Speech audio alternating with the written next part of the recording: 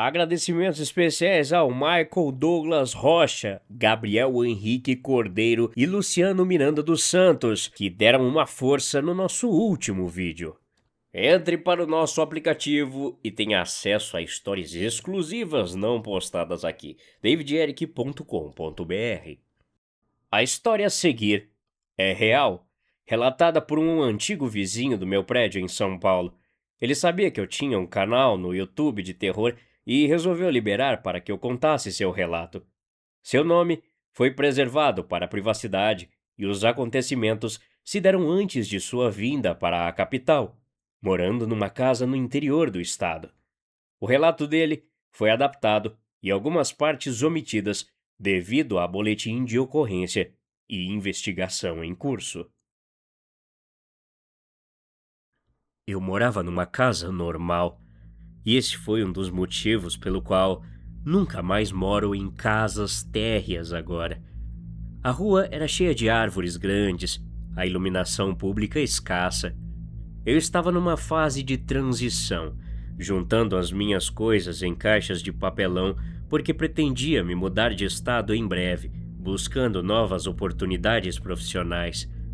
Por dentro, estava tudo meio bagunçado, caixas empilhadas no corredor da sala, formando pequenos labirintos. Para lidar com o estresse da mudança e do trabalho, me apeguei muito aos exercícios físicos. Mais a corrida, na verdade. Treinava pesado no fim do dia, correndo pelo bairro até as pernas arderem e quase cederem. Era sofrido, mas me deixava exausto o suficiente para apagar assim que encostava a cabeça no travesseiro. Quando chegava a noite, eu guardava meu carro na garagem, trancava o portão de elevação com um cadeado, tomava um banho, jantava qualquer coisa e ia dormir. Eu tinha corrido à tarde, minhas pernas formigavam, fui dormir por volta das 11 da noite, mas por volta da 1h15 da madrugada, eu acordei. Não foi um barulho que me despertou, foi sede. O meu quarto ficava na frente da casa, com uma janela grande de vidro fumê que dava direto para a calçada e para a rua. A cortina estava meio aberta, deixando uma meia luz entrando da luz da rua. Parei na frente da janela para fechar a cortina. Foi então que eu vi. Do outro lado da rua, havia um homem. Ele estava parado na calçada oposta, de frente para a minha casa. A distância entre a minha janela e ele devia ser de uns 15 ou 20 metros, considerando a largura da rua. Ele usava um moletom com capuz puxado até a testa e uma calça escura e folgada. O rosto estava completamente nas sombras. Ele estava perfeitamente ereto, os braços retos, as pernas afastadas. Ele não estava encostado no poste, nem checando o celular, nem fumando um cigarro. Nenhum movimento natural de uma pessoa normal aguardando alguém. Parecia uma estátua humana. Fiquei parado com a mão no tecido da cortina. É um bêbado, pensei. Um nóia que travou no meio da rua. Fiquei ali, só observando. 5 minutos se passaram. 10. Ele não mudou de perna para descansar o peso. Não coçou o braço, não virou a cabeça. Eu tentei escutar algum barulho lá fora, mas tinha apenas o som distante dos grilos. A imobilidade daquela figura era tão esquisita que eu comecei a duvidar de mim mesmo. Parecia um erro na Matrix, um glitch da vida real. Que palhaçada é essa? Eu resmunguei baixo. Imaginei que fosse alguma pegadinha de adolescente, algum idiota gravando um vídeo tentando assustar os moradores. Bati com força no vidro fumê da janela com a palma da mão. O homem não reagiu, nem um sobressalto, nem um movimento de cabeça, nada. Fechei a cortina de uma vez. Fui até a cozinha, bebi água direto da garrafa e verifiquei todas as trancas das portas. Tudo fechado. Voltei para a cama, deitei e cobri a cabeça. Tentei voltar a dormir. Quando o sol nasceu, eu abri a janela. A rua estava deserta. Havia apenas uma bituca de cigarro antiga na calçada e algumas folhas secas. O bêbado tinha ido embora. Segui o meu dia normal. Um evento bizarro, mas inofensivo. Na noite seguinte, cheguei do trabalho exausto. Tomei um banho demorado e caí na cama. O cansaço era tão grande que eu apaguei antes das 11. De novo, acordei no meio da madrugada, às 2. Eu abri os olhos. O quarto estava gelado. Sentei na cama com o coração palpitando. Não precisei pensar muito. Fui até a janela automaticamente.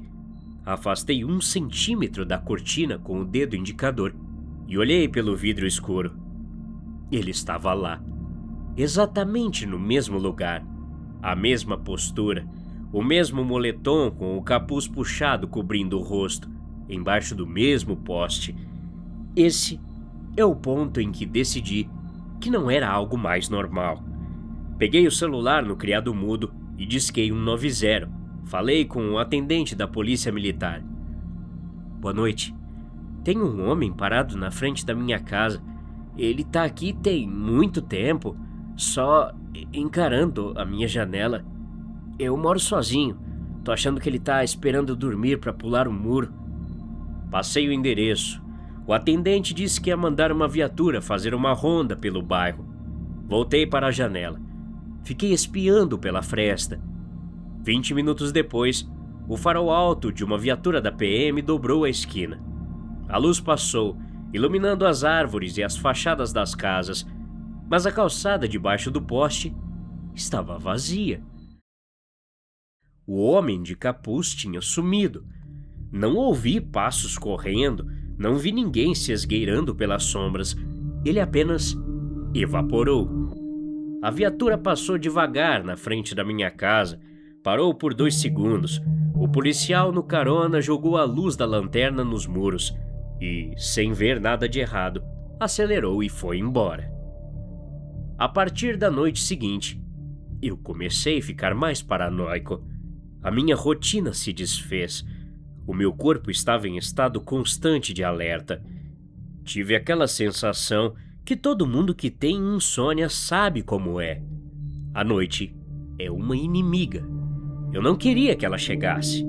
Assim que o sol começava a se pôr, uma fobia tomava conta de mim. Comecei a trancar as portas de casa e deixar as chaves na fechadura. Espalhei as caixas da minha mudança pelo corredor de uma forma que, se alguém entrasse, inevitavelmente iria esbarrar nelas e fazer barulho. E toda noite, à meia-noite, a estátua humana voltava. Ele aparecia como um pesadelo mesmo, algo da minha cabeça. Eu nunca o via chegar. Se eu olhasse às 11h55, a rua estava vazia. Se eu olhasse meia-noite e 5, lá estava ele. A mesma posição, o mesmo capuz, o mesmo silêncio. Eu tentei gravar. Comprei uma daquelas câmeras de segurança com visão noturna e colei no vidro da janela por dentro. Mas o reflexo do infravermelho no vidro arruinava a imagem e o poste estava muito longe. Na tela do celular, a figura dele era só um borrão de pixels escuros. Eu dormia 2, talvez 3 horas durante o dia, desmaiado no sofá da sala, com a TV ligada no volume máximo para espantar o silêncio. Fiquei com olheiras, perdi o apetite, comecei a cometer erros estúpidos no meu trabalho. Um colega percebeu a minha voz arrastada. Você tá doente? Sua voz tá péssima. É só o estresse da mudança. Eu menti. Eu me sentia humilhado. Sentia vergonha de estar sendo aterrorizado e refém dentro da minha própria casa, sem que um único vidro tivesse sido quebrado ou uma única ameaça verbal tivesse sido feita. Eu era um homem adulto apavorado com alguém que apenas ficava de pé. Na 8ª noite, eu atingi o meu limite. Meu bom senso acabou. Eram 3 da madrugada. Eu estava sentado numa cadeira de escritório que arrastei para o quarto, posicionada na frente da janela, com a fresta da cortina aberta. Segurava uma xícara de café frio e tremia. Não de frio, mas de nervoso mesmo. A estátua humana estava lá fora. Fiquei com raiva em vez de medo. Eu não ia mais viver como um prisioneiro, não ia mais ligar para a polícia para ser ignorado. Fui até o armário, peguei uma lanterna, peguei a faca mais afiada da cozinha, destranquei a porta da frente, abri e saí no gramado. Dei 3 passos até a beirada do meu portão de grade. "Ei!" eu gritei. A minha voz saiu rouca. Um cachorro latiu longe. A figura do outro lado da rua, debaixo do poste, não se moveu. "O que você quer aqui, caralho?" gritei mais alto. Nenhuma reação, nenhuma respiração visível. Levantei a mão e apertei o botão da lanterna. A luz atingiu o homem de capuz em cheio. Naquela coisa, não havia pele, não havia olhos, não havia um rosto me encarando. Era plástico. A área onde deveriam estar os olhos e o nariz era plano. O pescoço, revelado pela gola do moletom, tinha um pequeno vão. As mãos, que eu nunca tinha conseguido ver direito no escuro, eram 2 tocos presos no bolso do moletom com arame. Não era um homem, não era uma estátua humana. Era um manequim de loja de roupas. Um maldito boneco de plástico, vestido com roupas velhas, com sacos de areia dentro das pernas de plástico para ficar de pé sem cair com o vento. Todo o medo que eu acumulei por mais de uma semana começou a sumir. Baixei a lanterna, dei um passo para trás. Um boneco.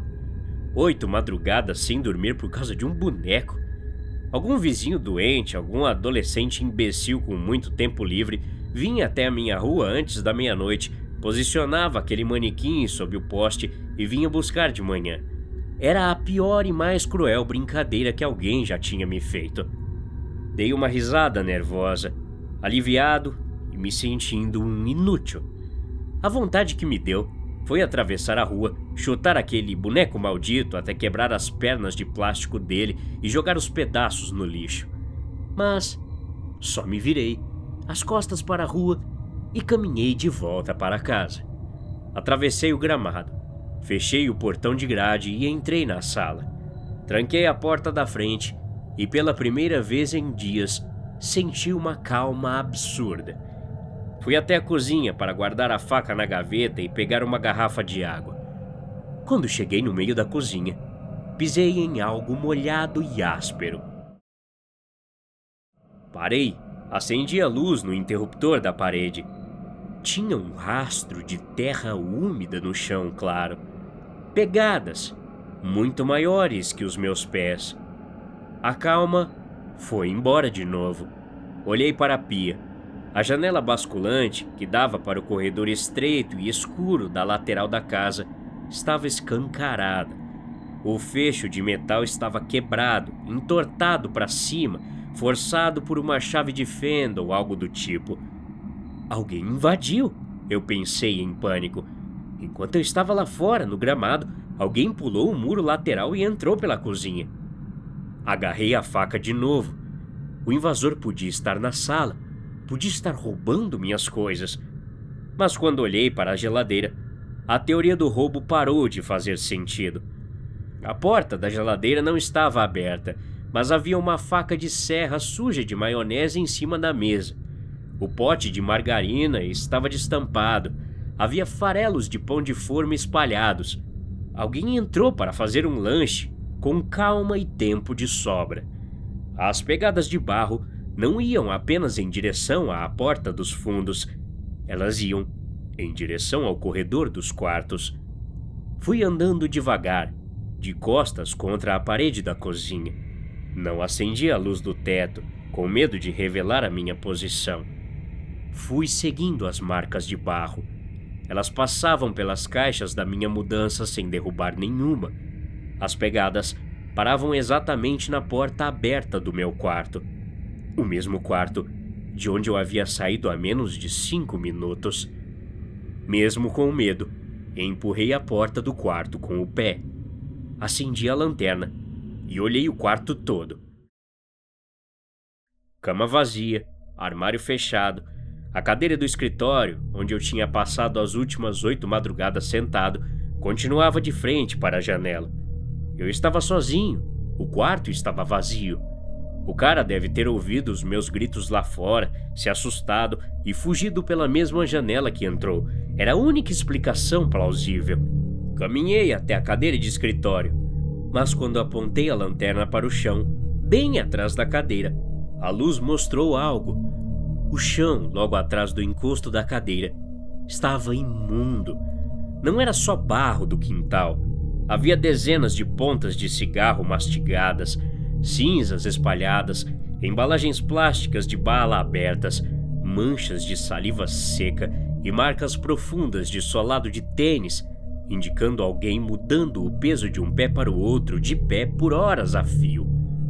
Aquelas cinzas estavam secas, o barro estava incrustado. Olhei para a fresta da cortina, olhei para a cadeira e olhei para o lixo no chão. O meu corpo começou a tremer. Ele não fugiu pela janela da cozinha.